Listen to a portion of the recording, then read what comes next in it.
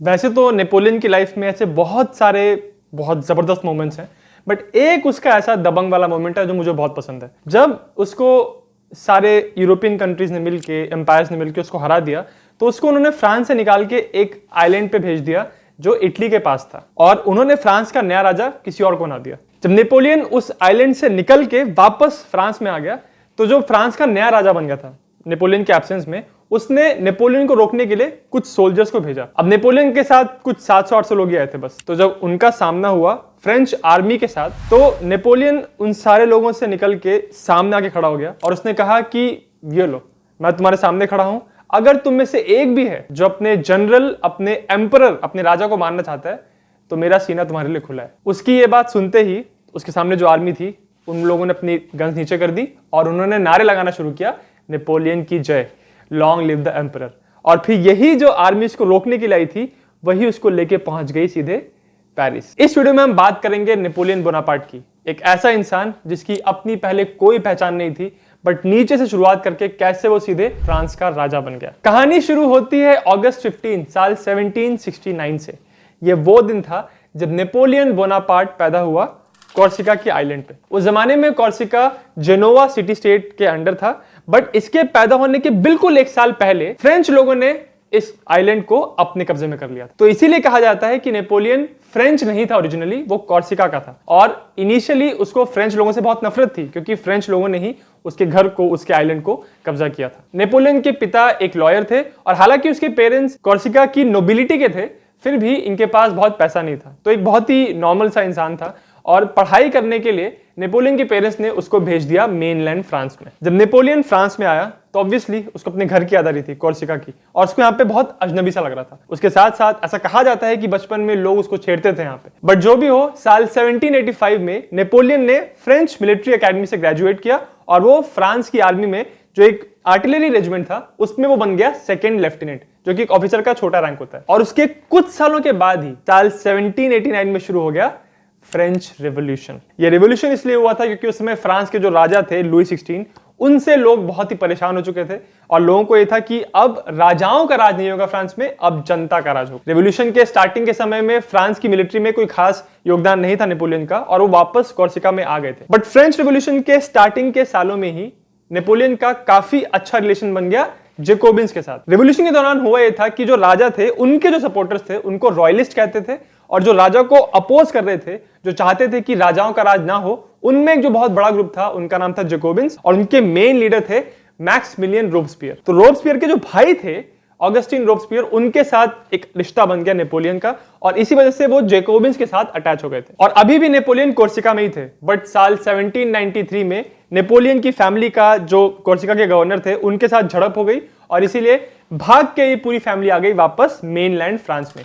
और एक बार फिर से नेपोलियन का जो फ्रांस के साथ रिश्ता है वो शुरू हुआ, और वापस वो चले गए मिलिट्री में। तो इसी सब के दौरान टूलोन नाम की एक जगह है, जहां पे फ्रेंच रॉयलिस्ट, यानी ऐसे लोग जो फ्रांस के राजा को सपोर्ट करते हैं, वो एक किले में उन्होंने अपने आप को बंद करके रखा था, और उनको सपोर्ट मिल रहा था ब्रिटिश और स्पेनिश नेवी का। तो नेपोलियन का यहाँ पे उद्देश्य ये था कि ये जो टूलोन का जो किला है, वहां पे रॉयलिस्ट जो बंद करके बैठे हैं अपने आप को, किले को पकड़ के उनको वहां से निकालना है, उनको हराना है। तो इस तरह से जो टूलोन की सीज थी, इसमें जीत हुई फ्रेंच मिलिट्री की, जिसमें नेपोलियन का एक बहुत बड़ा योगदान था। और इसीलिए इस लड़ाई के बाद नेपोलियन का रैंक एकदम से ऊपर कर दिया गया, उसको प्रमोशन मिल गया। जो ये पूरी गवर्नमेंट चला रहे थे, इनको द डायरेक्टरी कहते थे, और डायरेक्टरी का एक कन्वेंशन होने वाला था, एक सम्मेलन होने वाला था 1795 में, जिसका विरोध करने के लिए वापस रॉयलिस्ट आ गए, यानी ऐसे लोग जो राजा को सपोर्ट करते हैं। तो ये जो रॉयलिस्ट आए थे, इनसे अपने आप को प्रोटेक्ट करने के लिए वापस गवर्नमेंट ने नेपोलियन को बोला कि तुमको हमारे इस सम्मेलन को प्रोटेक्ट करना है। और इसी वजह से नेपोलियन ने अपनी जो उसकी आर्टिलरी थी, उसको सजा दिया सड़कों पे, और जो सिविलियंस थे रॉयलिस्ट जो इस सम्मेलन को रोकने की कोशिश कर रहे थे, उनके ऊपर उसने फायर किया। नेपोलियन के इस एक्शन की वजह से ये सम्मेलन पूरी तरह सफल हो पाया,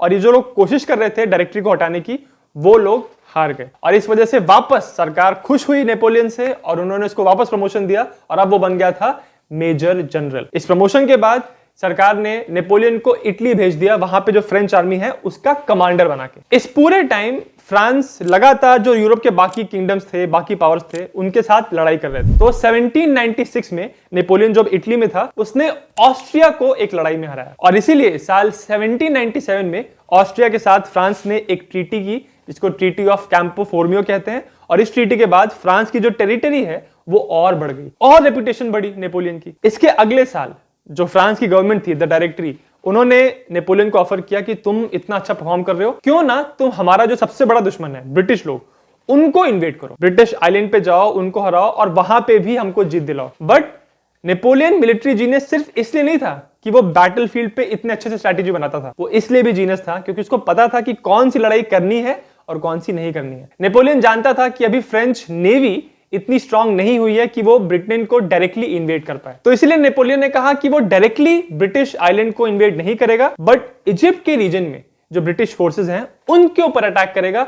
और जो ब्रिटिश लोगों का जो रूट है इजिप्ट के थ्रू इंडिया जाने का, जो उनके ट्रेड रूट्स हैं जिनसे वो व्यापार करते हैं इंडिया के साथ, उस रूट को वो कैप्चर करेगा। तो इसीलिए जुलाई 1798 में बैटल ऑफ द पिरामिड्स हुआ, जिसमें नेपोलियन की जीत हुई, उन्होंने ब्रिटिश लोगों को हरा दिया। बट इस जीत का कोई बहुत बड़ा फायदा नहीं हुआ नेपोलियन को, क्योंकि इसके तुरंत बाद ब्रिटिश नेवी ने फ्रेंच नेवी को डिस्ट्रॉय कर दिया बैटल ऑफ द नाइल में। इसके बाद साल 1799 के स्टार्टिंग के महीनों में नेपोलियन ने ऑटोमन अंपायर के अंदर सीरिया का एक एरिया था, उसके आसपास सीज डाली, बट ये सीज भी फेल हुई और नेपोलियन समझ गया कि यहां पे जो उसकी आर्मी है वो एक तरह से फंस चुकी है। और दूसरी तरफ वो जान रहा था कि फ्रांस के अंदर पेरिस में जो गवर्नमेंट है वहां पे पूरा कौतूहल मचा हुआ है, बहुत दहशत मची है, बहुत कंफ्यूजन है। नेपोलियन जानता था कि यही मौका है सरकार को गिराने का। तो वहां पे इजिप्ट में अपनी आर्मी को छोड़ के नेपोलियन वापस पहुंच गया फ्रांस में, पेरिस में। अब जब वो पेरिस आया तो वहां की जनता ने पूरी खुशी के साथ नेपोलियन का स्वागत किया। वो एक बहुत बड़ा मिलिट्री जीनियस था और लोगों को लग रहा था कि ये बंदा जो है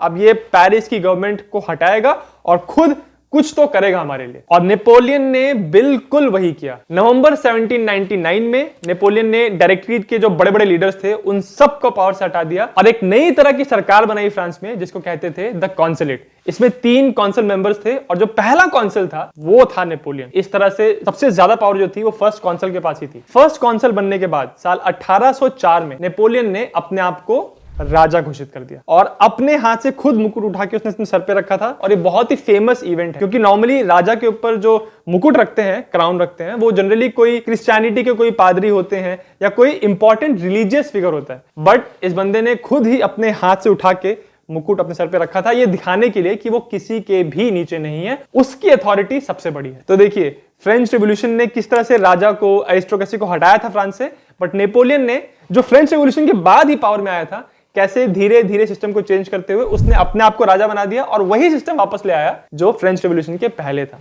बट अभी फ्रांस की जनता नेपोलियन से पूरी तरह खुश थी, चाहे वो राजा बने चाहे वो कुछ बने। इस सब के पहले साल 1796 में नेपोलियन ने एक लड़की से शादी की जिसका नाम था जोसेफिन। जोसेफिन नेपोलियन से उम्र में 6 साल बड़ी थी और उसके 2 बच्चे भी थे ऑलरेडी। बट नेपोलियन और जोसेफिन में बहुत मोहब्बत थी और ऐसा कहा जाता है कि जोसेफिन का बहुत बड़ा रोल था नेपोलियन की लाइफ में, उसके डिसीजन मेकिंग प्रोसेस में। 1809 में जब इन दोनों की शादी को 10 साल से ज्यादा भी हो चुके थे, तब तक भी उन लोगों की कोई संतान नहीं हुई थी।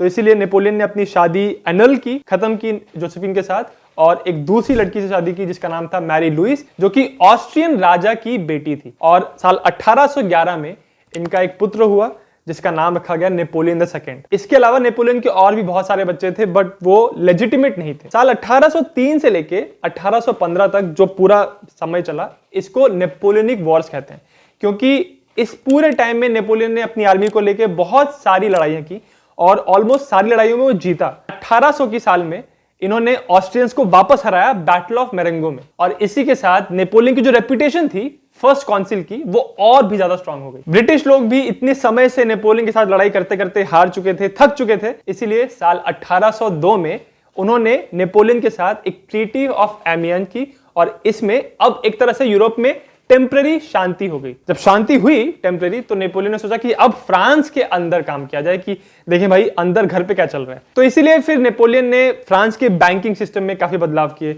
एजुकेशन सिस्टम में बदलाव किए, उसने आर्ट और साइंस को प्रमोट किया। और इन सारी चीजों के अलावा जो सबसे बड़ा कंट्रीब्यूशन कहा जाता है नेपोलियन का, वो था द नेपोलियनिक कोड। इस कोड के अंतर्गत उसने फ्रांस के लीगल सिस्टम को पूरी तरह बदल दिया और आज भी फ्रांस का जो सिविल लॉ है उसकी जो फाउंडेशन है वो नेपोलियनिक कोड से ही ली जाती है। तो इस तरह से नेपोलियन ने पहले तो सारे जो उसके यूरोप के जो कंपटीशन वाले थे, जो उसके दुश्मन थे, सबको हराया, शांत किया।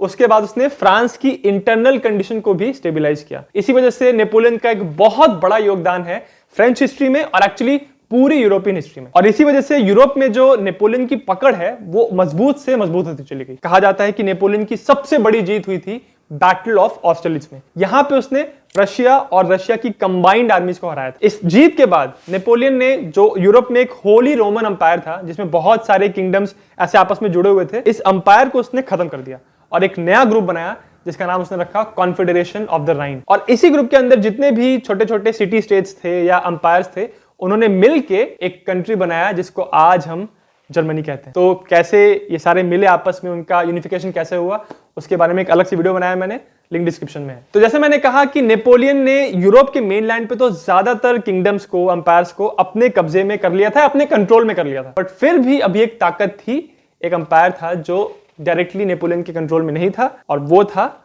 British umpire. साल 1806 में नेपोलियन को था कि उसको अब ब्रिटेन लोगों को हराना है, बट वो जानता था कि वो डायरेक्टली ब्रिटेन को इन्वेड नहीं करना चाहता अपनी नेवी को लेके। तो उसने एक इनडायरेक्ट तरीका लगाया, इकोनॉमिक वॉरफेयर, कि इकोनॉमिक की पावर को इस्तेमाल करके ब्रिटेन लोगों को हराया जाए। तो इस तरह से अब नेपोलियन के अंडर जितने भी यूरोप के किंगडम्स थे, उन सब के ऊपर नेपोलियन ने एक नया रूल लगा दिया जिसका नाम था द कॉन्टिनेंटल सिस्टम। इस सिस्टम के अंतर्गत नेपोलियन ने यह कहा कि जितने भी कंट्रीज हैं, पावर्स हैं जो अब नेपोलियन के कंट्रोल में है, वो कोई भी कंट्री ब्रिटेन के साथ व्यापार नहीं करेगी, उनके साथ पैसे का लेन देन नहीं करेगी। अब जितने भी यूरोपियन पावर्स हैं वो डरते थे नेपोलियन से, वो हार चुके थे, तो वो सब लोग इसको फॉलो करने लगे। इसका पर्पस ये था कि ब्रिटेन की इकोनॉमी वीक हो जाए और अल्टीमेटली ब्रिटेन फिर नेपोलियन के सामने घुटने टेक दे। साल 1807 में नेपोलियन ने रशियंस को हराया और उसके बाद उन्होंने एक ट्रीटी की रशियंस के साथ जिसका नाम था ट्रीटी ऑफ टिलसिट। उसके बाद साल 1809 में उन्होंने ऑस्ट्रियंस को भी एक लड़ाई में हराया।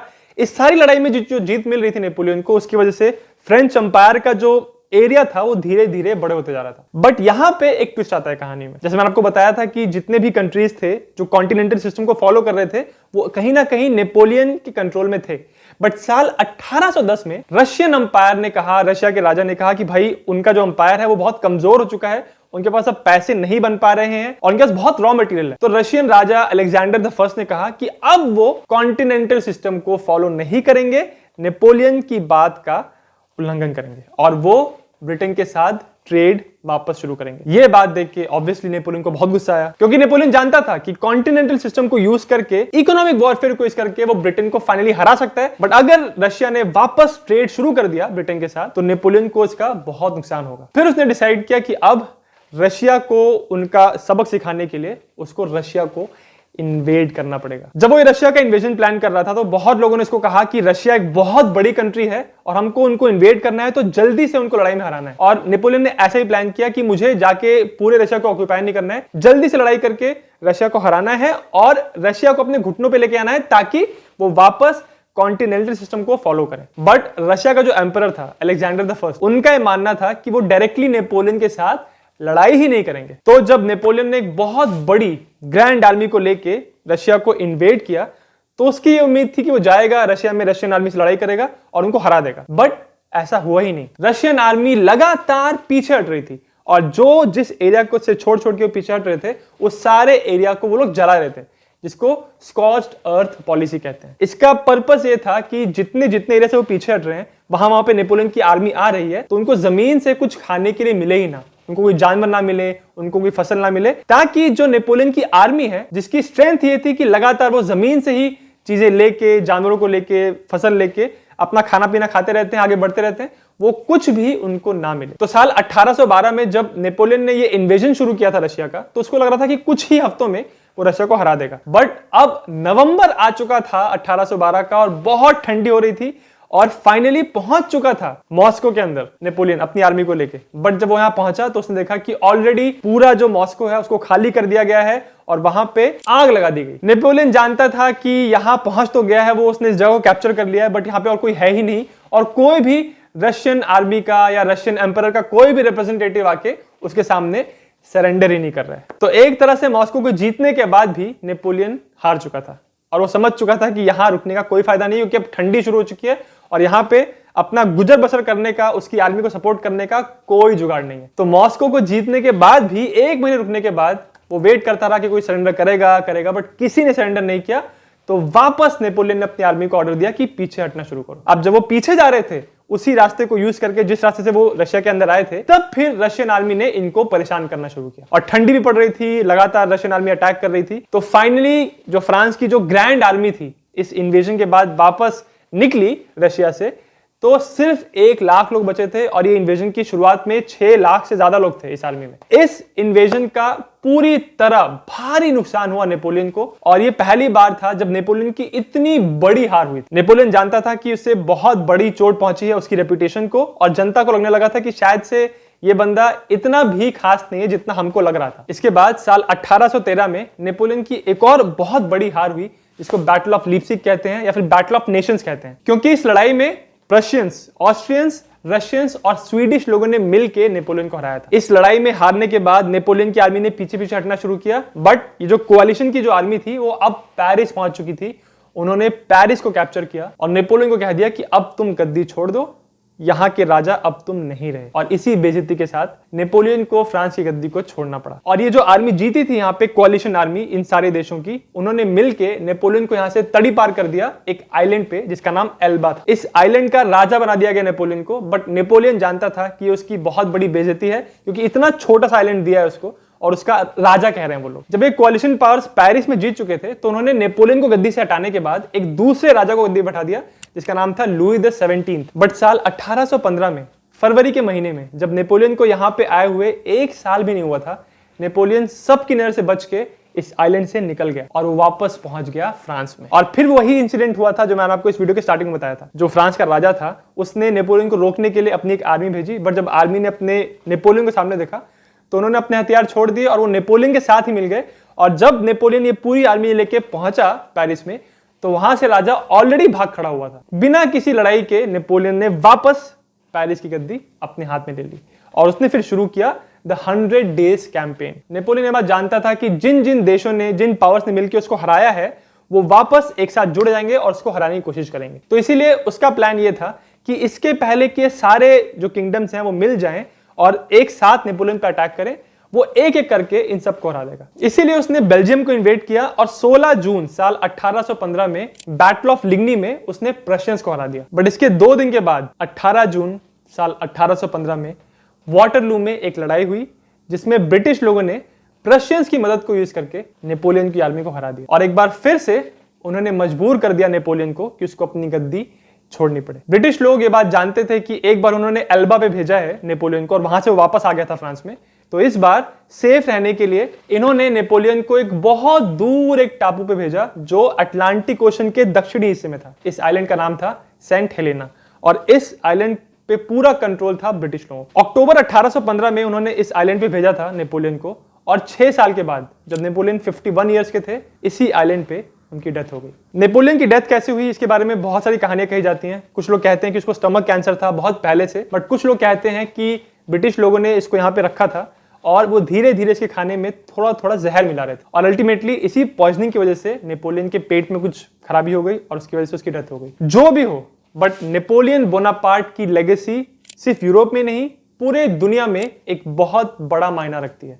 आज भी दुनिया भर में जितनी भी मिलिट्री एकेडमीज हैं, उन सब में नेपोलियन की स्ट्रैटेजीज को, उसकी टेक्निक्स को पढ़ाया जाता है। नेपोलियन ने जो ये नेपोलियनिक कोड बनाया था, उसके जो प्रिंसिपल्स थे वो आज भी यूज किए जाते हैं फ्रांस के लीगल सिस्टम में। नेपोलियन की पूरी जो कहानी है, उसे सबसे बड़ी शिक्षा ये मिलती है कि एक नॉर्मल इंसान भी अगर मेहनत करे और अपने दिमाग का इस्तेमाल करे तो कैसे वो नॉर्मल इंसान से उठ के सीधे फ्रांस का या किसी भी देश का राजा बन सकता है। ये बात नेपोलियन ने प्रूव की। अगर आपको नेपोलियन के बारे में डिटेल में एक बुक पढ़नी है तो मैं कमाल की बुक आपको रिकमेंड करूंगा। उस बुक का नाम है नेपोलियन अ लाइफ। उस बुक का लिंक इस वीडियो के डिस्क्रिप्शन में है। और अगर आपको एक पिक्चर देखनी है इसके बारे में, तो एक मूवी थी बहुत पुरानी, वाटरलू, उसमें बैटल ऑफ वाटरलू दिखाया है, वो पिक्चर आप देख सकते हैं। या फिर आप नवंबर 2023 का वेट कर सकते हैं, क्योंकि तब एक मूवी आ रही है रिडली स्कॉट की, जिसमें नेपोलियन का रोल प्ले कर रहे हैं वाकिन फिनिक्स और इस पिक्चर का नाम है नेपोलियन। एक हिस्टोरिकल एपिक है ये मूवी और मैं बहुत ही एक्साइटेड हूं इस मूवी को लेके। इस मूवी का जो ट्रेलर है उसको भी मैंने डिटेल में एनालाइज किया है। उसका लिंक इस वीडियो के डिस्क्रिप्शन में है। और अगर आपको वीडियो अच्छा लगा तो मेरे चैनल जिज्ञासियम को सब्सक्राइब जरूर करें।